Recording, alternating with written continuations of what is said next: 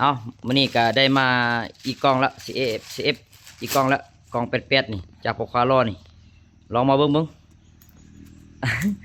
F ทุกเดือน F ทุกอาทิตย์มานบ่ล่ะบัดนี้เอาลองเบิ่งเป็นอะไรล่ะบัดนี้คันโศกมานำเขาได้บ่เอ้า ช่องอัน 2 อันคือว่าหนักๆเอามาลุ้นเบิ่งโชคดีครั้งต่อไปแหละสงสัยน่ะ Vivo โชคดีครั้งต่อไปอีกแล้ว นั่นละสั่งตลอดอ่ะนะเอออ่า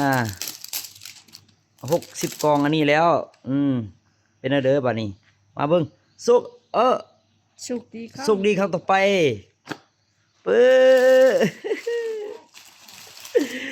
ให้โชคให้มันให้มั่งให้มี อันนี้อันโชคอันสวย บ่ได้คือเก่าพี่น้องเอ้ย